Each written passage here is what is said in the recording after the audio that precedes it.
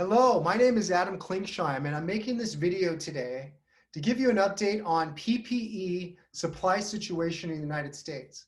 The pandemic has created an ever-changing supply chain environment. The good news is we have a PPE supply solution for your facility, especially if your allotments are being exhausted. SmartSource is a sourcing company that has been in business for over 20 years, 400 hospital clients. SmartSource is connected with over 4,000 production facilities.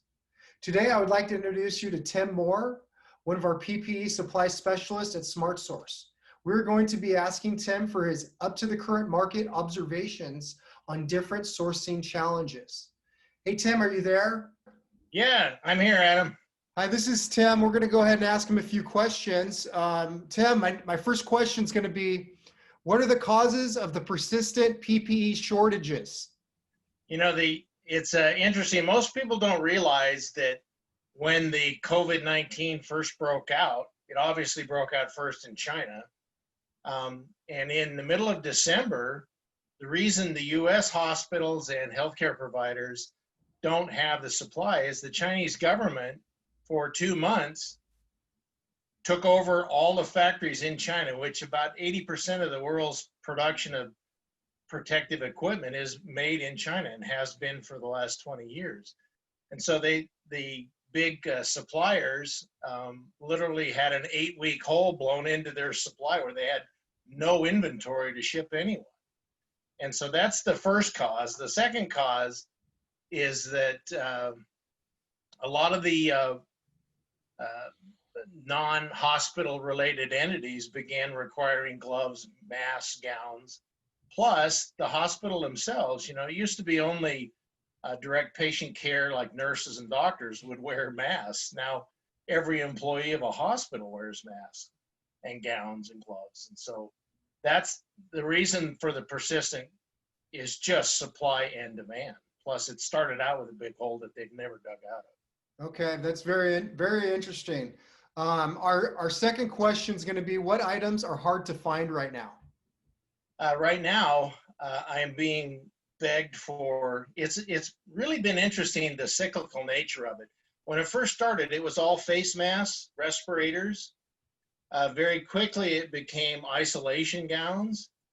The current pandemic problem with getting supply are nitrile gloves, are the gloves they use in healthcare.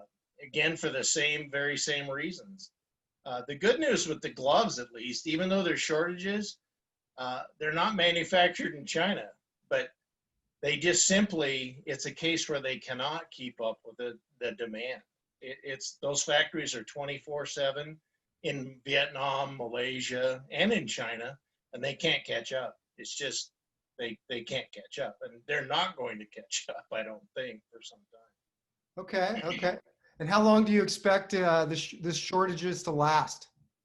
You know, it's a lot of people have different opinions. My opinion is the shortages are going to last through 2022, just because the usage is so much higher, and it's as simple as it sounds. It's not easy to set up a glove manufacturing factory, for instance, or even a gown manufacturing.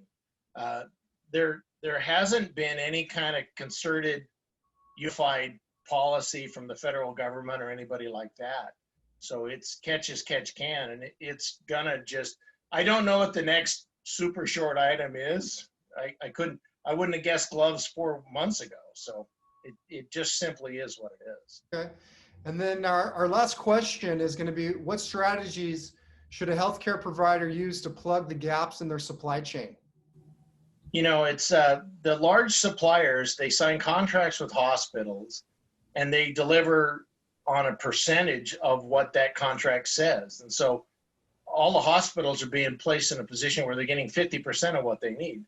So in terms of strategy, what I think they should be doing is they should be reaching out to non-traditional suppliers, and we're having a lot of that with SmartSource. And they should be looking at longer lead times, because you can plug the gap if you get out there 90 days, 120 days.